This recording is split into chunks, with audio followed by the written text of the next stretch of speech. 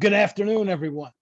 Welcome to a very special episode of the First and 10 NFL New York Jets podcast, because today we welcome in the most special teams. Give me 1 second. Hey, kiddo, I'm on the air. I'll call you back. Gotta love it. It's my girlfriend. Hey, it Come on, happens. you get my age, your girlfriend. You got to answer the phone. No, I hear you. Tell her we said that. You got to answer the phone. Yeah. Hey, We know welcome. listen, we know how the East Coast guys roll. We know how it works. You can't. One thing that nobody will be able to say that it's not real. It's a real show. That's right. That's right. Hey, Exactly. that's what we do here. We keep it real.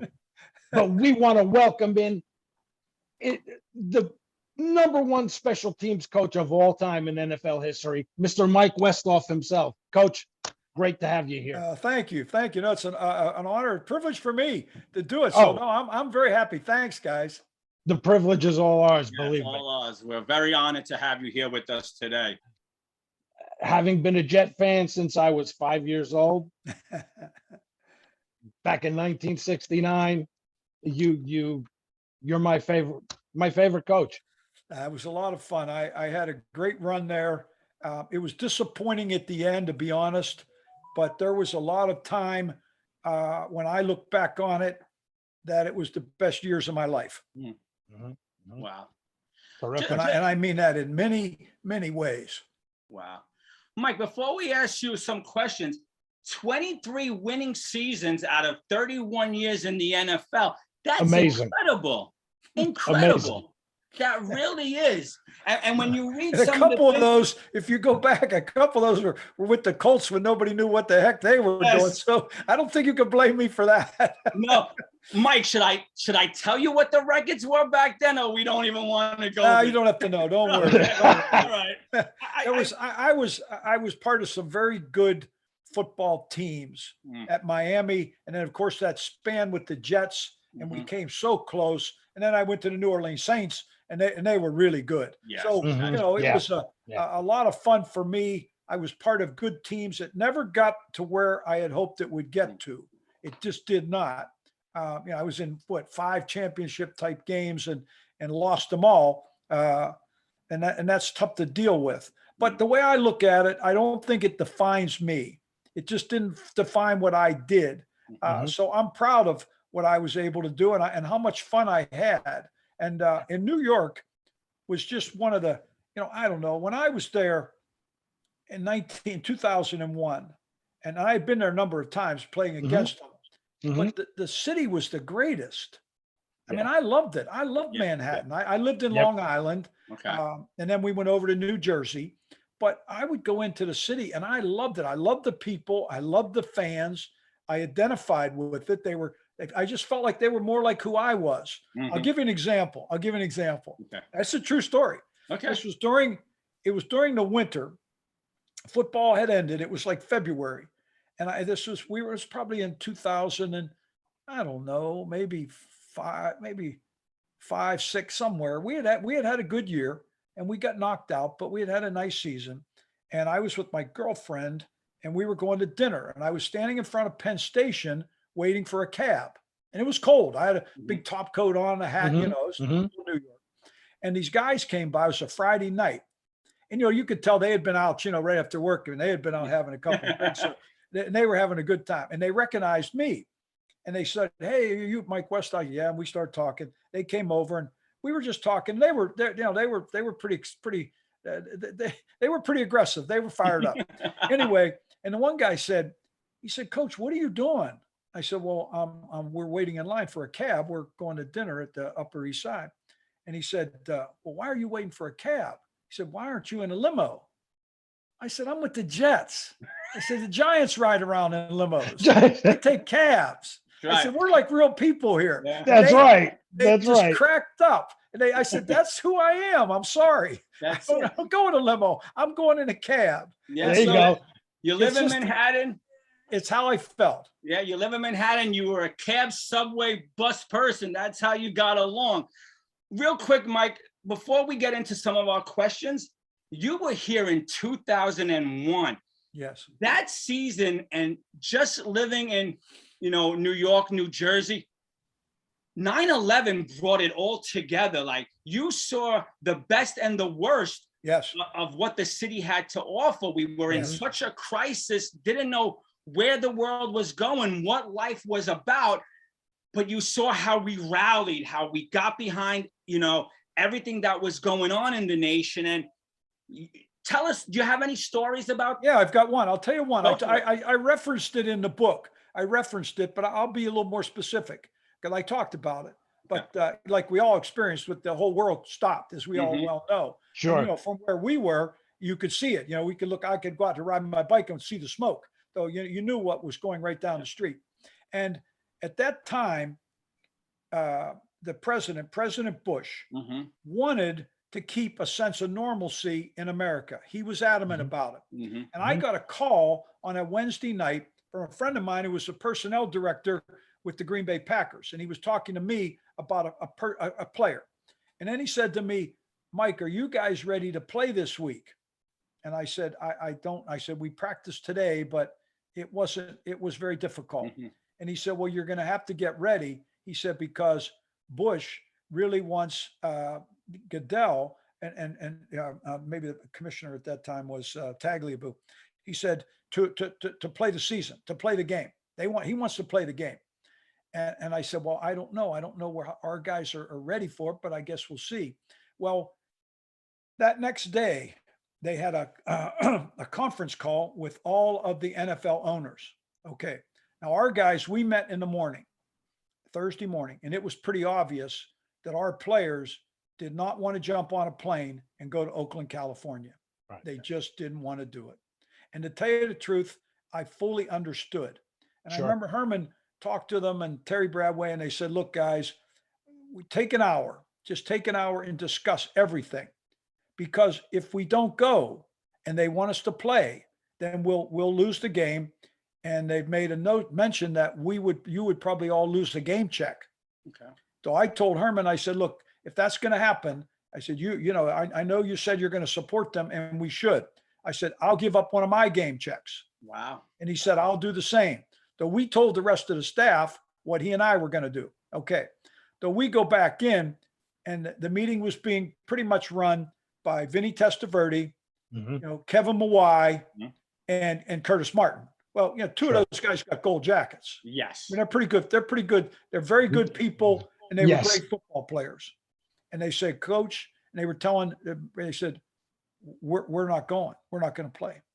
We can't do it. We can't get on the plane. So whatever it means, we just can't do it. Now, and then so Terry Bradway had to tell Woody Johnson that, and then he relayed that message. Now, I don't know what actually took place in that phone conversation, but I do know that it wasn't too long that all of a sudden the New York Giants said, we're not going either. Mm. Now, I firmly believe, and I could be wrong, I can never prove this, but America needed a timeout, Yes. and the New York Jets got them the timeout. Mhm. Yeah. That's an amazing story. Amazing. Amazing. And no matter what anyone will ever tell me, I stood there when that happened, and I believe that's where it started. Now, Mhm. I couldn't, is that true? I don't know that, but I believe that the Jets set it all in motion, and what was done at that time for the whole country was the absolute best thing, and it came right from those hats that you guys are wearing. Wow. Wow.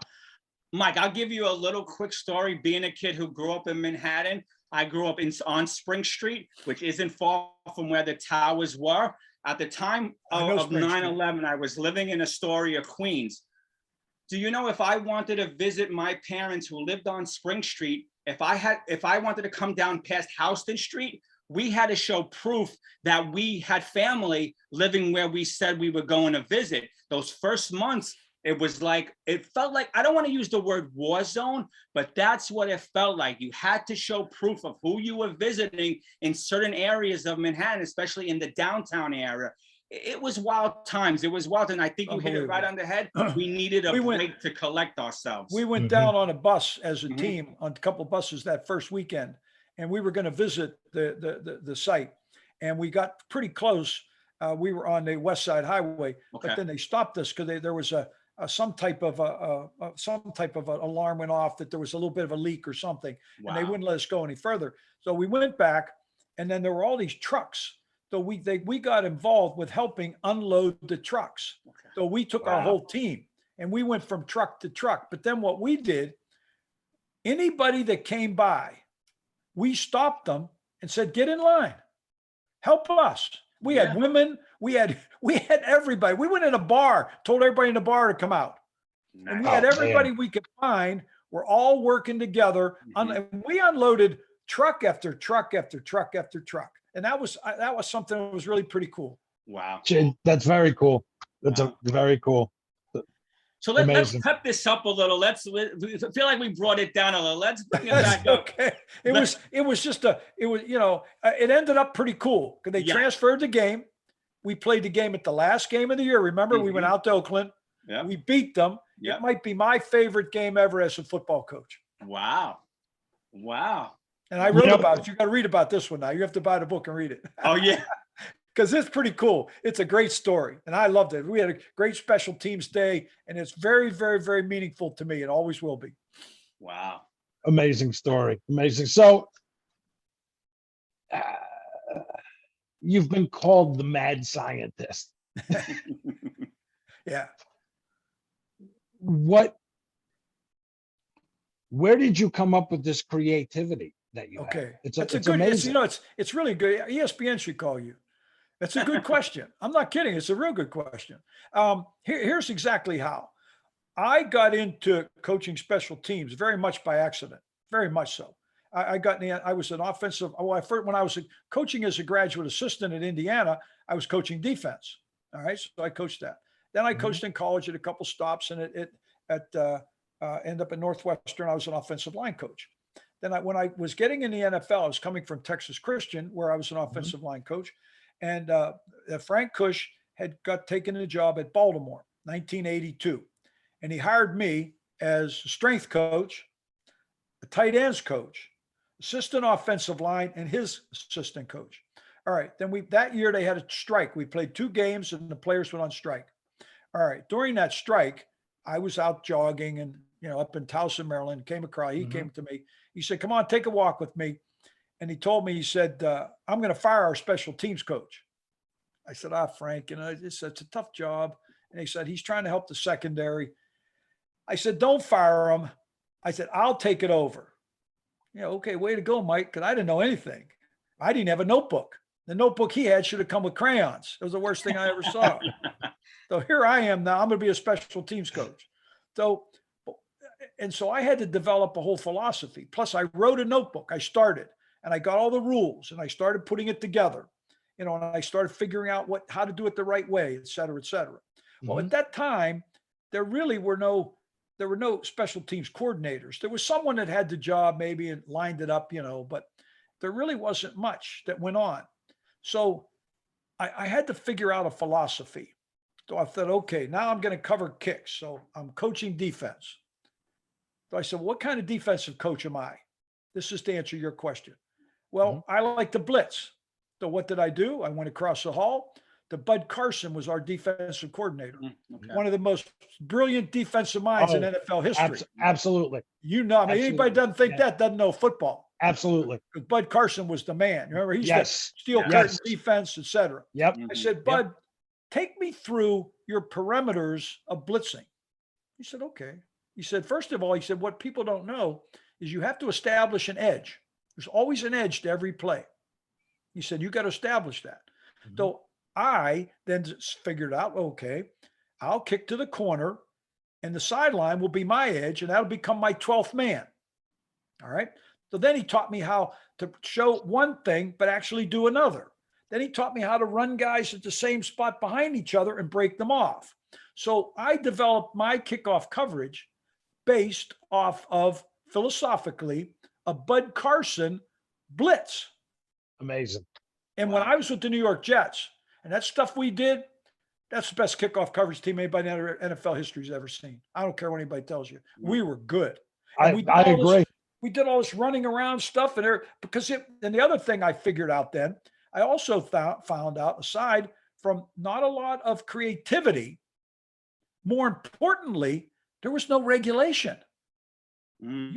You can't do that stuff today. Back then, you could do everything. Do everything. Nobody cared. Yep. So then, now I'm on offense. So I said, okay, I'm gonna be a return guy. Well, what kind of offensive guy am I?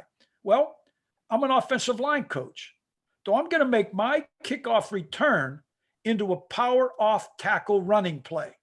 Okay. Wow. So I learned how to double team with a post and a drive at two different angles. If you can see my hands, I learned how to with trap behind it. We set up a backside cutoff that looked like with the principles of cutting off the backside of an offensive running play. Then we had a kick out block. Well, the kick out block back then was a wedge with three people allowed in it. So you had 2 and 1, da, da, da, da, da. And then was the distance between the ball carrier and the blocker. Well, there's a very specific distance if you're going to be a good running team. Well, I'd like to give you an example.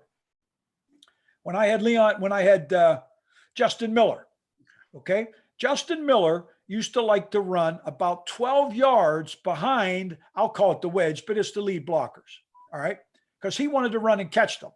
Leon Washington needed to be 5 yards behind because he would hide behind and sneak through. Well, they both led the league. Yes, they did. So I developed a philosophy based off of offense and defense, and I made it very specific.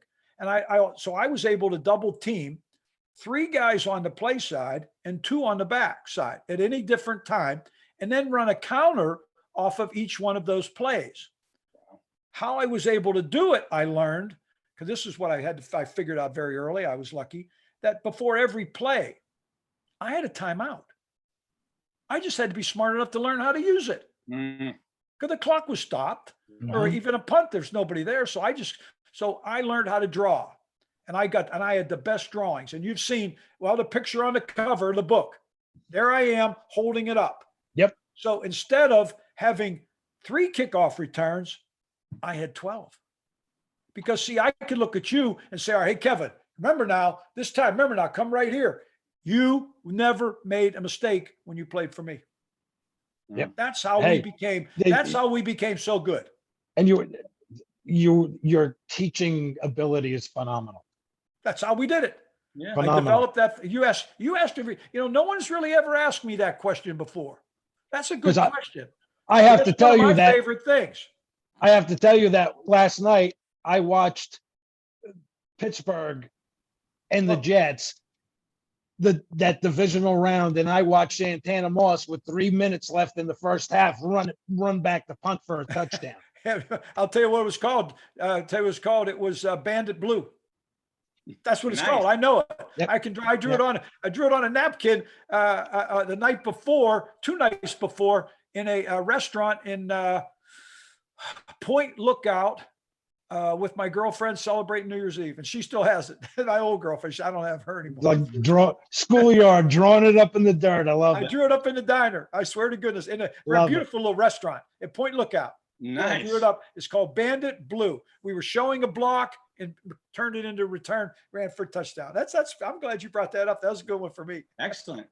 And for people who don't know, Mike, 9 Jets led the league in special teams under you. Yes. Yeah, I'm very proud of that. Phenomenal. Now, Mike, I hear you tell these great stories. You had to be sharing them with someone, and they said to you, Mike, write a book. Your stories are great. You're a legend. How did the book come to fruition? Well, I always thought it's something I always wanted to do. I read a lot myself personally. Okay. I'm a voracious reader. I read a lot. I love to read. I always have a book with me doing something.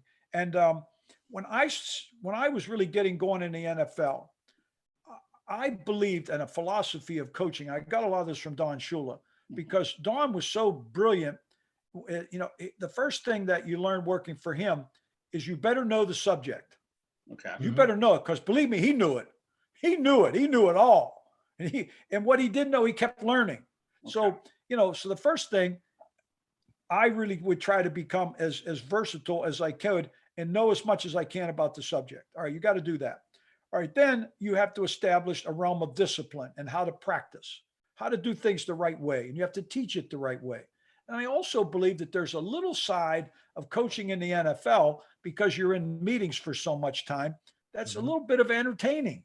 Mhm. You got to, now it's not like being a comedian or being on stage, but you have to have different ways. Sometimes I can't just come in and just tell you a particular thing. Sometimes if I can take it in a little bit of a story and relate it, it Mhm. helps. So Sure. I got into that. So I put together a computer file. I called it Motivations. And I took stories wherever I read. If I read something, I put it in. I heard something in church, I put it in. You know, I saw something in a movie, I put it in. And so I would take those. And if I came into, and I knew that the team, say the guys that I had, I knew we maybe needed something. You know, we just needed something wasn't right. You know, maybe I'll give you an example.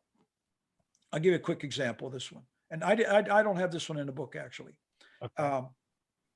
We played a game and we got beat. We lost. It was a good game, but we lost. And I remember after the game, during the game, I never stopped coaching. I talked the whole game. I just believed that what I did, you had to stay alive. You don't stand on the sidelines like a dummy, Mm. you know, coach off of the film. You got to you got to know right then and right there what's going on. So I was everywhere during the game. All right. So afterwards, I remember talking to a couple guys and I would say, you know, okay, you know, how'd you do? What do you think? You know, and the guy said, Mike, I'm disappointed. He said, but, you know, I played pretty good. He said, I missed that one tackle, just one tackle. Okay. The next guy, Greg, how about you? How did you play? Then I think I played pretty good, Mike. I got that darn penalty. So I got in a meeting and I said, you know, guys, I said, I know we actually played a pretty decent football game. It wasn't terrible. There wasn't anybody that just failed, but everybody I talked to pretty much had the same thing. I played okay. I played pretty good, but I made this one mistake or this mistake. Or I said, you know, when you add up those little mistakes that everybody made, that's the reason we got our ass kicked. That's Yeah. right. True. And I said, what you want to do? I said, I want you to remember this. I said, every single thing you do is crucial, every play. I said, when I had all my surgeries, I had to learn how to do different things in my life. And I was pretty adventuresome. I liked things. I was a very good tennis player. I like to do a lot of crazy things. But there were some things I couldn't do, all right, because I just couldn't do them anymore. So somehow, believe it or not, I got into whitewater rafting. Oh, And I cool. liked it. So I would go out to Wyoming. I went all over the country. I went to Costa Rica actually and did it once. But I would go out to Wyoming because I went to school out there, and I'd go to Jackson Hole. I still go there every year because now I own 4 snowmobiles out there, and I go snowmobiling all winter. So I Nice. have a pretty crazy life. But Nice. anyway, first time we're going down this river, we're getting ready to go, and we were 6 or 7 of us in a small raft. And this guy was giving us the things that would happen. He said, if you fall in, you know, we're all going to help you get out. That, you know, he was talking about, he had a ball, he'd throw the rope out and everybody would try to help. And the person went in, we were all going to help him get out of the water. And he said, you know, but there's one thing that I've learned. He said, I kind of call it the rule of the river. He said, if you fall in the river, you have to be an active participant in your own rescue. Mm. In other words, Sure. get your own ass out of the water. I said, so if you want to win a game, don't tell me the good plays you made. Don't make the bad one. Get your butt out of the water. So my point was, every single one of us has a realm of individual responsibility, and you have to take it on. If you want to win the game, you win the game. Don't look at the guy next door. Like Kevin can't look over and say, Greg, you win the show tonight. No, you got to do your share. It's the way football works. So I was able to take hundreds of these kind of stories and relate them. And I would bring them up in meetings. And the whole thing was to dramatize a point. And that was my, you know, it just was, I didn't want to just stand up there going over the same crap all the time. I wanted to be exciting. I wanted them to walk out of that room and know what to do. When they came in, they had a responsibility because they knew if they made that mistake with me, whoa, I'm tough to live with. I'm not the easiest guy to play for. I'm just not. And I learned a valuable lesson there from a pretty good coach guy named Bear Bryant that taught me that lesson. You got to read the book to find that one out. I always referred to you as the cane whipper. I wasn't afraid. I mean, I just, you know, here's the way. I got criticized the other day a little bit on the air. I was at one of Miami's practices, And afterwards, I wasn't critical, but I wasn't really glamorous either. Mhm. You know, I was okay. And they said, Mike, you were a little bit tough. And I said, well, I really don't think I was. And I said, here's what way I always believed. I wanted to be able to say on Monday, I wanted to be able to tell the guys on Monday, that's a great job. Mhm. I said, but in order to do that, sometimes on Thursday, it wasn't a great job. And I had to make sure they understood it. Mhm. So I might not be the most popular guy on Thursday, but on Monday, I wanted to be able to look them in the face and say, hey, Greg, that's a heck of a job right there, Great buddy. job. Yeah. That's the way to play. And so, but on Thursday, I might not have been the nicest guy. Now, and so all I wanted to be was reactionary. Mhm. And plus, I set a very high bar. And as I told them on the media, I said, look, in my 32-year career, I was on the field with some pretty good offenses. Yeah. I mean, I was on the field. I Sure said, were. I started with Dan Marino and Don Shula. Yes. Then when I went to the Jets, Vinny Testaverde was pretty good. Yes, he And that was. guy right Yes, there, he Tim was. Pennington, was a pretty good football player. And I said, Yes. and don't forget, Brett Favre was there. Mhm. I said, so then I left there and I ended up with Drew Brees and Sean Payton. Yeah. So I think I know what an offensive practice is supposed to look like. Hey, I was part of some pretty good ones we were 8-3. We were 8-3 with Brett. until he hurt his shoulder. Yep. We were Yep. 8-3, and Yep. we had just beaten the Patriots and Tennessee. Yep. We were Yes. good. Yes, It was we really were. fun to be a part of. And so, Mhm. when I look at a practice, like when I was at Miami, and I wasn't being, because I think they're a pretty good football team. They've got some talent. It'll be interesting to see how it develops. I don't know. Mhm. But the day I was there, it didn't jump at me. It didn't knock me out. And so I basically, I said that, and I wasn't just putting them down or being, and I know it's early. I understand that. I'm not looking for a 3-day before the opening day game plan. Yeah, But if yeah, I'm in a mini camp, I want to see that mini camp game plan executed. And I watched Dan Marino do it and Vinny Testaverde do it and Brett Favre do it and Drew Brees. So I got a pretty good idea what it's supposed to look like. Oh, no, I definitely. absolutely do. And so, I always had that bar very high. And that was tough sometimes with some of the players because I never let them off the hook. Never. I just didn't. Well- It's just me. That's who I am. After watching that playoff game against Pittsburgh again last night, you talk about the way you would be on Thursdays and then on Monday morning. What did you say to Doug Bryan after that game? That was tough. I wanted to tell him, I didn't, of course, but I wanted to tell him to go in the Steeler locker room and get the ball because that's where he kicked the damn thing. So missed it so far. But I didn't have the heart to do it. But here's the thing: I wrote about this. You have to read it because that was one of the worst endings to a game ever. It's horrible. You're Horrible. telling me. That day on that field, he had missed the field goal before, but it was as far as he could kick it and as good as he could kick it. We needed to get the ball to the 20-yard line. Mhm. Well, we intercepted the pass and had it right down in there. Yep. We ran a series of plays and took a knee and lost yardage. That was, in my opinion, that's one of the worst end of games, clock management, play calling. And I was very critical about that in my book. And I said, you got to get this guy to the 20-yard line. You get it to the 20, we'll make the field goal. From the 26, 27, he can't make it. He'll try to kill it, in which he did, and he hooked it. It went in the locker room with worse than it didn't even go in the net. Yeah, they had to get a bigger net. They couldn't find him. The ball was so bad. Listen, I watched it last night and it brought back so many memories. Oh, I was sick. I was sick to my stomach. I said, we were a good football team, and we Yes. played a good game that day. Yes, we did. whether it was Gastineau hitting Bernie Kosar late back in the 80s or Doug Bryan missing the field goals. Right. It's- The thing was with Doug, that kick at that time on that field, remember that field had the lowest Mhm. percentage of success Yes. in the NFL. I mean, you Yes. couldn't make a field goal on that field. They had us wet and it was sloppy. Yeah, and the beat field up. was a mess. And, Yep. so here we are, trying to to be successful there. We needed to have the ball in closer to win. Mm. And that's the goal. If you can't get it there, this kid that was putting too much on his plate. It was too much on his plate on that day on that field. That's all there is to it. Yep. Just like the game I told you was my favorite out in Oakland. And we Mhm. drove down the field in that game. I just talked, I talked on the phone the other day to describe something to me about that game. Chris Hayes. You guys remember Chris? Oh yeah, Yeah. sure. All right, he was telling me, we were talking about that game, and he said it was one of his favorite games.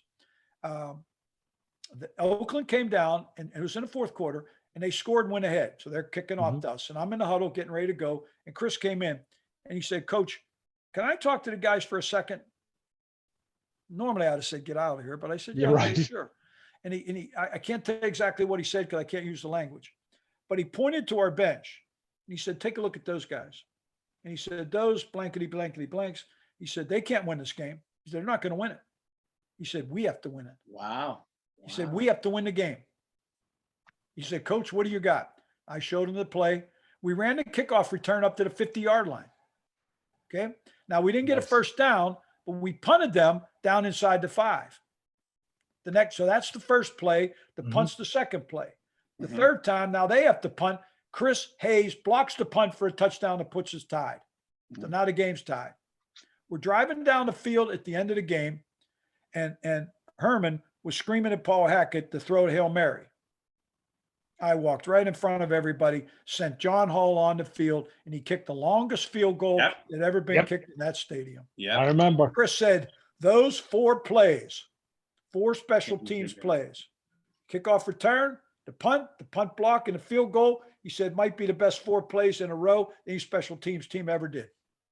Wow. That's pretty cool. Yeah, very cool. Who was your favorite special teams player? That's tough to say. That's hard. I can't, They're back like in your the day, children. back in the day when I got started, you have to look at guys like Bernie Parmalee or Larry Izzo with the Miami. Yeah, When I sure. was at the Jets, Chris Hayes was one of my all-time favorites. Kenyatta Wright, one of the toughest linebackers to ever play in the league. I mean, that kid was really good. I'm not even going to go into return guys. And then, of course, Taysom Hill with the New Orleans Saints. Yep. And the I was return guys, I've got, O.J. McDuffie, Santana Moss, and all Sure. those guys that we've already named that all led the league. even Brad Smith. I remember those Brad games. Smith was a great player. Those games against Cincinnati, the last one in that season, and then the playoff game the following week. Amazing. Marv Lewis, the head coach of Cincinnati Bengals, told me one time at a combine, without Brad Smith, we don't beat them those 2 years. Nope. That's what he said. I didn't say it. He said, I agree. he said, if you don't have Brad Smith, Mike, you don't win the game. He was amazing. He was an amazing player. I don't know, but I know Brad was pretty good. Yeah. Those were, it was a good team. It got to a particular point with Rex. We had a certain type of team. We kind of got away from that type of team, and they've never been as good since. They've never been as good. Yeah. Nope. True. Nope. After that 2010 season. Okay, well, if you look at that team, let's look at it real quick, okay? Because Rex had it. Rex was a defensive guy. So he was a big clock guy. He wanted to control the clock. All right, because that's what the defensive coaches want. They always want that. All right. So now he's got a defense that can, if you get behind, you can't beat him because they could put Revis on one side of the field and everybody else on the other. And he was good. That stuff was pretty good. All right. We led the league in rushing. We led the league. All right. Now look at our offensive line. DeBrickashaw Ferguson, Nick Mangold. Wait a minute. Alan Faneca. Yes. He's an All of Fame. Faneca. Yes. Damian Woody. Yes. Yes. And who's One of carrying my the ball? favorites. LaDainian Tomlinson. Yeah. Of course. And so Mark Sanchez is the quarterback. Now, Mark's not Tom Brady, but I will not be critical about Mark Sanchez. I will not. People thought that I have been because I said some things about it. But what it is, it's the way it was handled at the end. Mark was a right guy for that type of offense. He really was. Now, you want to turn him into Tom Brady? Not going to happen. Cannot happen. Yeah, exactly. It can't happen. So we went from being that type of offense, to losing Alan Faneca and signing Plexico Burris. Now you tell me how that makes any sense, because I'm never going to understand it. We're with you. There was 100%. Yeah. That's who we were. Teams didn't want it. We went up and beat New England. New England was really good. Yes. We beat them because we were tough. Mhm. Now, Nobody wanted to play us. No. I was going to ask you also, not only did I watch that divisional round back in 2004, but I also watched the divisional round in 2010 again. What happened in the first half? Was that a Pat hangover from the week before beating them up That's in an Foxborough? interesting question. Because remember the second half we This came is back stuff to win the game.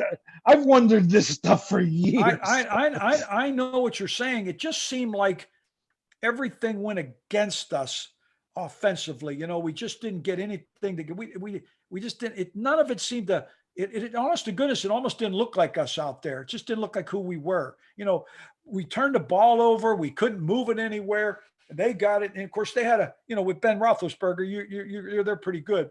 Sure. And we just fell so far behind so quickly. I personally don't believe that we went into it with a philosophy the same that we did when we played them during the season, that we had to win to get in. I remember Mike came into my office one time with Rex, and he brought these 3 or 4 guys up that he wanted to activate. They had not been activated before. And a couple of the guys that he put down were guys that I wanted. One of them was John Connor, Okay.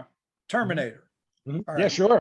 And I made it clear. I said, look, the reason we beat the Pittsburgh Steelers in December, hmm because on the opening kickoff, Brad Smith ran for a touchdown. Yes. When we punted them down to the 2-yard line, and Jason Taylor sacked them for a safety. Those points made the difference in the game. hmm Now we're going to take away somebody from me, though I was furious. I don't blame you. And I underneath those 3 players, I drew a line. I never forget this. It's on my board, and I put down 12. I said, these 3 guys won't play 12 plays in the game. They didn't. I left it on my board the whole year. They were happy when I left because nobody liked me. I would complain the whole year. I loved you. We son. like you. We're with you. It just made, I was like, we're going into the biggest fist fight in America, and you're going to take away some of our toughest guys. I said, good thing you're not on. You're up in a damn press box. I don't think that we carried the same mental attitude into that game that we had at some of our other games. Now, we picked it up in the second half, and we started Yes, saying, we hey, did. this is who we really are. Sure did. Sure And then did. we started pounding them. Yep. And that's what we were. But when we went away from that football team, they were never the same. We weren't the same, and they've never been the same since. No, true. They're still trying to catch it. 100%. I mean, after that divisional round or that round against the Patriots, where you guys took it to him, man. That's my favorite game ever. It was a great game. Was going Great up to football game. Foxborough. I'll never forget Braylon Edwards dragging Patriots into the end zone while they were hanging on him. It was just we were exciting kind of team. Yes. The year before we go into Indianapolis and knock Peyton Manning his last game that he played there. We beat them. We came back at the end. I mean, they weren't smart enough, and they kicked the ball right over toward our bench. And Cromartie ran it up the midfield, and we completed a pass and kicked the field goal. It was pretty fun for me. Yes. I was happy about that. We ran Miami right. I can still tell you That was what we did. awesome. That was pretty cool. But that kind of team had an image. That's who we were. We were physical. We controlled the clock. We had a real elaborate scheme that we used as to when we would go into 4-down territory. I had actually got it from a computer guy that did a project for me, and we set up these perimeters, and then we would tell our offense, hey, it's just 4 downs here. Not that you're going to go for it on 4th down, but this is 4-down territory. So it's all with you. So you can call plays a lot different because you only need 2.5. It's all a matter of how it is in your head. And Rex loved going on 4th down. Loved it. See, it was more than just going for it on 4th down. It was, we would tell Brian on 1st down, hey, you got 4 downs here. Now, if on fourth down, it became unadvantageous for the offense, then the decision became mine and I Okay. took over. So it was a good philosophy that we had developed and it fit our team. It fit us. And we did some things well. We did some little things. So I'll give you one that people wouldn't know. I was really proud of this because a lot of this came from me. And I'll just turn this off. Sorry. And anyway, we were very much involved with the officials. I spent a lot of time in New York with Mike Pereira because I became good friends. I had guys officiated our practices, et cetera. Well, we had a guy, one of our officials, that was a golf pro, a kind of a country club type golf pro on Long Island. Well, he got involved in studying officials and how they reacted on challenges. And he did a whole study of each crew and what they were. So when we would get in a challenge situation, he traveled with us and Rex would refer to him and say, okay, what do you think here? No, don't challenge it. They never will change this. Okay. When that time was going on, we had the highest success percentage in the National Football League on challenges. Wow. Amazing. We Excellent. led the league. You wonder Excellent. why you win games? Sometimes you win games because you do the little things. Yes. Mhm. do Details, little things. details. Yes. You know, those kind of thing. I know when one of the things that Herm did pretty good, he was into rules and that kind of stuff. And so I took it over. I was in charge of it. And I Okay. would spend time. And for 8 years, we were the least penalized team in the NFL. Wow. Over an Wow. 8-year period, we were the least penalized team. Hmm. You call Mike Pereira, he'll tell you. No, I believe you. I loved it. I can't tell you. I would jump on a train and I'd be at 280 Park Avenue and I'd sit in there with those guys and I'd say, okay, tell me why you call this. And I would listen to them. Then I'd go into the meetings and I'd say, okay. And I could teach it. And then when we had our officials, I did an officials report. A lot of teams do it now, but I did it way back then. Nobody did it back then. But I would give it to our practice officials on Wednesday. And I'd say, okay, make sure this week. And the guys, some of the guys weren't as good at it, but the guy that was the best was Drell Rivas. Mm. Our guys would call a foul on Drell, he would go right to the official and say, okay, tell me what I did wrong. Tell me why you called. Okay. People, that's why Drell Rivas is one of the greatest players ever, because of the little things he did.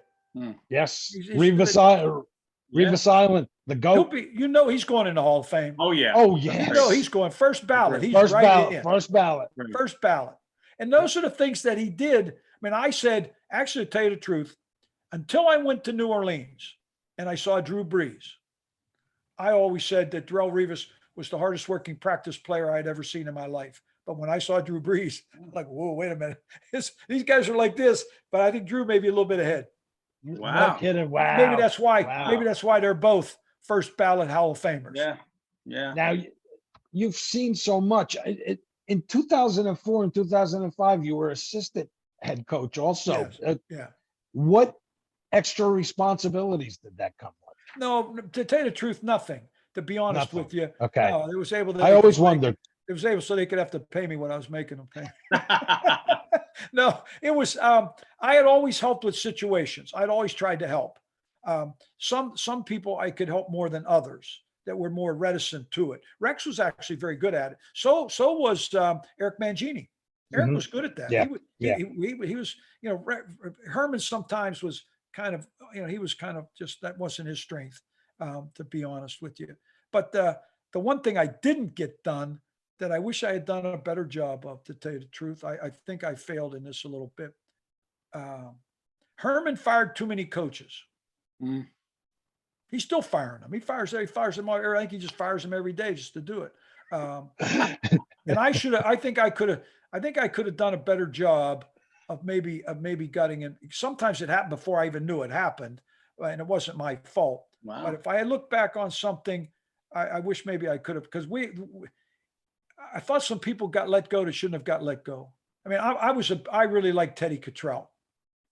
I thought he was a good defensive man. Yeah. And Yes. I know Yes. the guy that replaced him, I don't even think is in the same sentence in any sentence in football. That's just how I felt. So, but for me, it really was not additional. I tried to help. I completely ran everything I did. everything. I called, even when I went to Saints, as smart as Sean Payton is, he had complete faith in me and let me do whatever I wanted. Okay. Hey, And I did what I didn't fail. Like those fakes that we called, I called them. He didn't call me. He didn't know we called them. I don't. He trusted me. He trusted me, and he knew, because I would explain to him when I was thinking about to do it, and then when it happened, I had to call it. 'Cause I didn't have time to wait on him, because you got to do Sure. it. Now, if it's Yeah. not there, you check out of it and punt the ball, and that happens a lot. That happens a lot of times.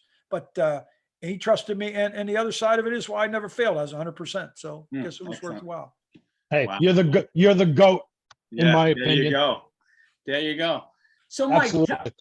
so tell us then, how did you wind up in the USFL? How did it compare to the NFL? And then how did you wind up with the Dolphins in '86? You covered a gamut, my man. Oh, Okay. yeah. I'm trying to go step by step. Well, in I your was career. with the Colts. I went there in '82. And then after we had moved to Indianapolis, it just began to change for Frank Cush. Frank was, Okay. I love Frank, and he was one of my best friends and a great coach. The story that I got in the NFL through him, you got to read it, because it's really a different story, and it's 100% true. Anyway, Frank left and went to the USFL. Okay. And I was released by the Colts, and Frank wanted me to come with him. So he took myself, Roger Theater was a coach, used to be a head coach at California, and two other guys. And we went with Frank to the USFL. I was the offensive line coach.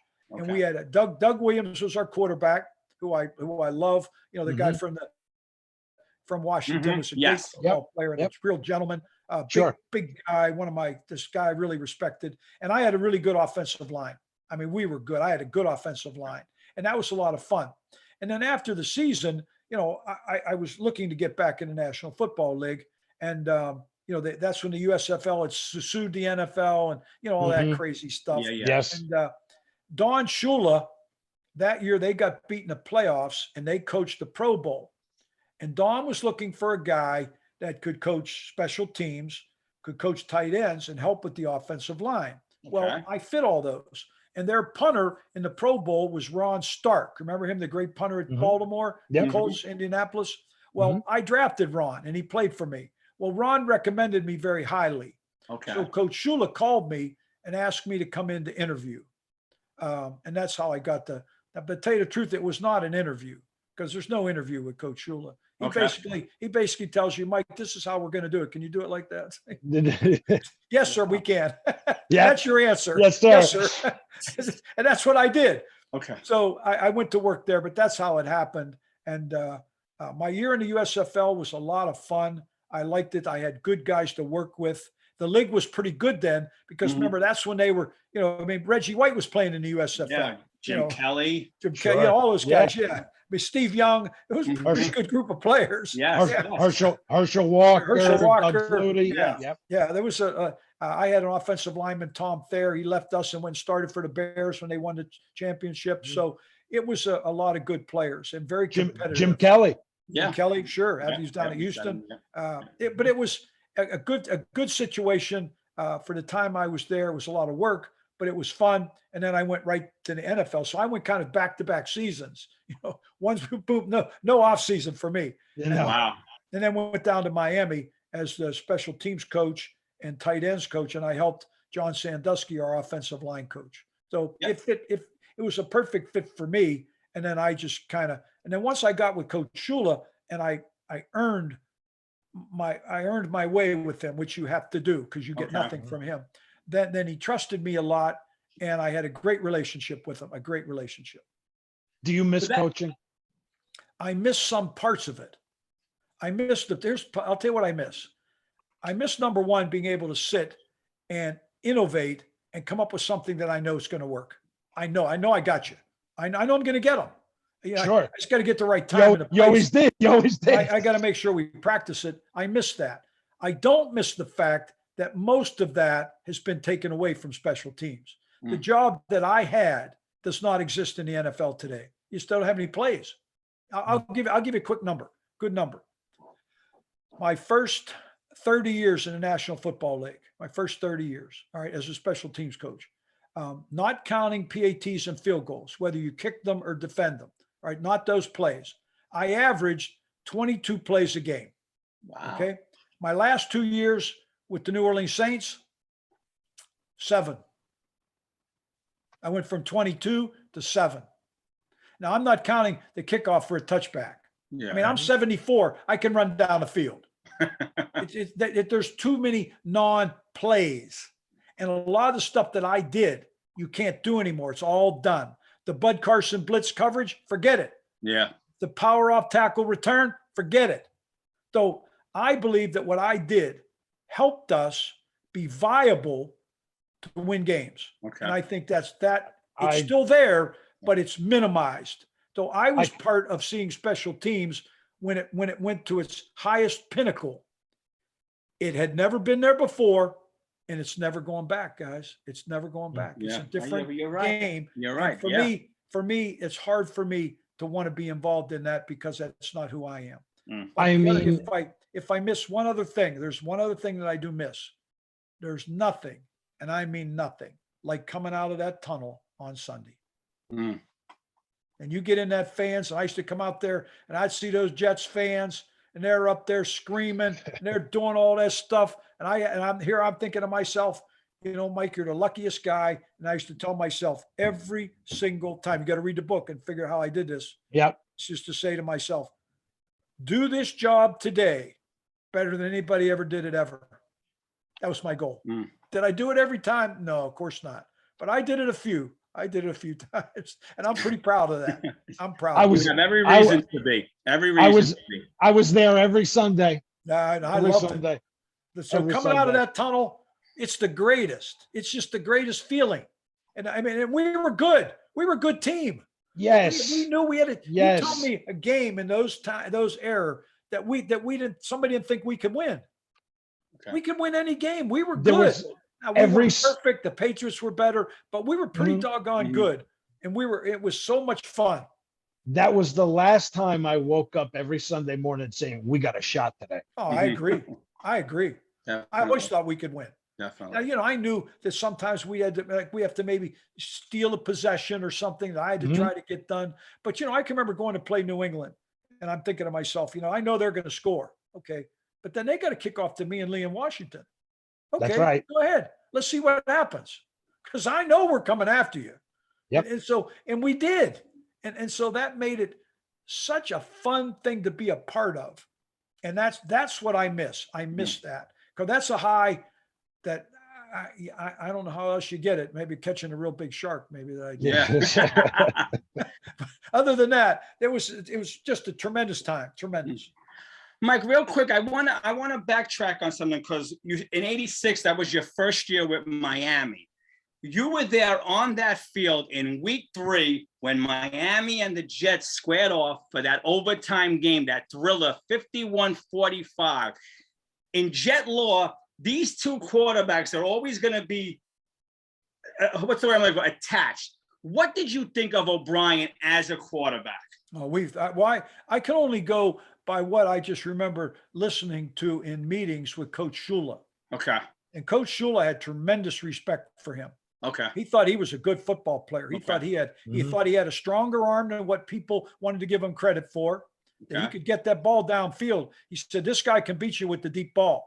And so I can only remember how Don used to talk about and how the emphasis in practice.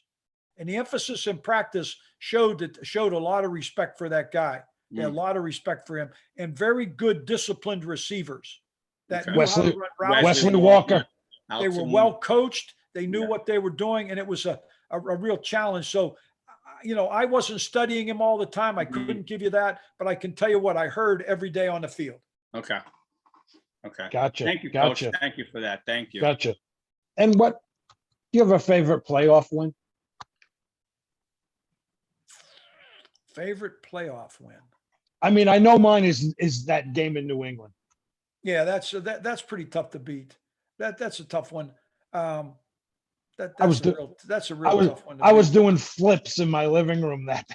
Yeah, that was one that was one that I really did like also as a playoff win was that the year before when we beat San Diego out at San Diego. Yes. Because San Diego was really good. Yeah. We were the big time underdog. Las Vegas Yeah. lost a lot of money on that one. Yeah. Because Yeah. we Yes. played a really good game. Because Yes. we were able to control that ball and keep the the great quarterback. I can't think of his name right now. For a second, we kept him on the bench. Yeah. Rivers. Rivers, Yeah, we could Rivers, keep yeah. him because they were explosive. No.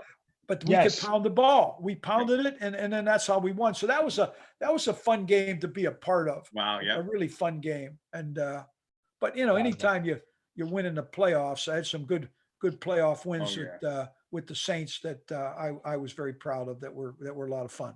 Pretty cool. Pretty So, cool. Coach, my last question for you is: your book is called "Figure It Out: My 32-Year Journey While Revolutionizing Pro Football Special Teams." What was your biggest challenge as a coach in the NFL? Good question.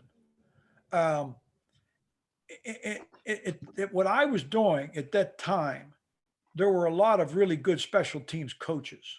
Mhm. There were some, every week, the television, you knew who that special teams coach was. Right now, you don't know who any of them are. Yeah. You just don't. It's just the way it is. The game's changed. And really, there was a challenge, an academic challenge every week to make sure that I stayed up. Because I used to go in and I used to think to myself in meetings, okay, how are they going to try to beat Mike Westhoff? But then I had to come around and say, okay, now how am I going to beat them? So that part was really challenging for me. That's something that that I thought was not easy in the NFL. What sometimes people give more credence to than I did was they dealing with NFL players. How did you deal with those players? Well, I don't care who they are. I could care less. I dealt with everybody the same. No, I take that back. That's not right. I dealt with everybody a little differently because some guys, I didn't have to worry about them. Some guys, they needed to be pushed a little different. So, but the one thing I have tremendous respect for the players, but I'm not intimidated the least, and I don't acquiesce. And I sometimes got in some pretty good rows with them. But I don't believe that you can be a good coach by walking around being the nicest guy in the world. No. I also don't believe that I've got to be the biggest SOB because I absolutely do not. I want to be able to treat you how you deserve. What are you doing? Are you practicing a certain way? And my bar is so high that you better be up there or everybody's going to know it and you're going to be the first one to know it. That's just how I believe that I coach. So I don't give credit. I don't give credence to that. The NFL guys, you got to treat them different. No, I don't. I treat everybody like a grown man and I have respect. But Absolutely. I let them know sometimes that there's certain things that I won't tolerate. There's certain words I will never hear in my meeting. I ever hear someone with a particular word, I won't mention it. I can think of it. You better get up and get out of my meeting. That's never going to happen. But at the same time, you have your culture, I have mine. I had a really cute girlfriend in New York, and I had a nice car. I had a Mercedes, and I said, I'm not going out in my Mercedes with this really good-looking girlfriend with that music that you play, because I don't want to hear about how I'm not going to hear those words in my car. I'm going out for a nice date. So sometimes, we don't always see things eye to eye. So that's you live your life. I'm letting me live mine. There you go. I hear you, Mike. I hear you. But I respect them. I respected the players. And at the end of it, when they were all done, I think I actually loved them. Okay. Pretty So, good. Mike, before Kevin, do you have any more questions for Coach? I just want Coach to tell everybody where we can find your book, Coach. Yep. I was Okay, you just can gonna get say. it. You can get it anywhere now. Anywhere you can get it, Amazon, Barnes and Noble. All the Barnes and Noble stores don't have it in the store yet because of the fact that I'm Mike Westhoff, not James Patterson. I'm not the famous author. So, but you can get it online. I saw where you said you're not Hemingway. I But said not Hemingway. I'm not. But I think the book is really a good book. You can get it through the publisher, which is Mascot Books. You can go to Mascot Books. figure it out. They'll deliver it to your house. You can go in any of the retails, Giant, any of them, and get it online. And eventually it'll be in as many stores as they can handle, as they let it know. Because you can't just go out and fill every store with Mike Westhoff books there. But I think I've really done well. A lot of people have bought it. I'm proud of it. I had a guy help me, Barry Wilner. He's a New York guy. He's a writer. And he's written books, but I wrote every word. But he conducted the interviews. And so I'd call Leon Washington and set it up, and then Barry would interview him. And then you're going to hear me tell the story, but then you're going to read how Leon Washington saw it. And I think that sounds like fun. That's what I think makes it a very special book. That sounds like a fun book. Yeah, it's got, I have some medical things in it, which, I'm the luckiest guy. I met Sloan Kettering, right there in New York. Mm-hmm. And they've got the greatest doctor in the world that works there, John Healy. I mean, so I'm like, I should do an advertisement for those guys because I got more metal parts in me than you have in your car. And I'm still here. How you feeling these days, Coach? Oh, I'm doing great. I don't use Terrific. cane. I never use. I'm doing fine. Excellent. I'm the luckiest guy ever. And a lot of that had to do with what happened to me in New York. So for me, when I read that New York's having some problems now, it just kills me because I absolutely loved it. And what do you think? Which brings me to, what do you think about this year's team? Okay, I'm not an expert on him because I don't do the media stuff anymore. But from what I've seen is this, I believe this. I think this is the best prepared I've seen physically with, everything I've seen and personnel wise to enter the season in the last 10 years. Wow. Since you guys, absolutely. Wow. If I were a Jet fan, I would have some pretty high expectations. Now, you got to get through that first part of the schedule because that's brutal. Yes, sir. But if you can come out with a couple wins in that first 6 games, then I think you're going to have a winning season. Wow. Well, that's some high praise. We're both going 10-7. Yeah, that's our prediction. That's our prediction. Well, I mean, that's just, I think that's possible. I think you just have to weather the storm a little bit because it's going to be tough. But if you can hang in, maybe get a surprise win here or there. I don't know. I think this football team can be pretty good. Wow. I'm excited. I'll put it this way. I'm the most excited that I've been in 10 years. That's how I feel. That's what I said. I'm no expert. I watch it on television. I'm just a fan. Just like us. Yep.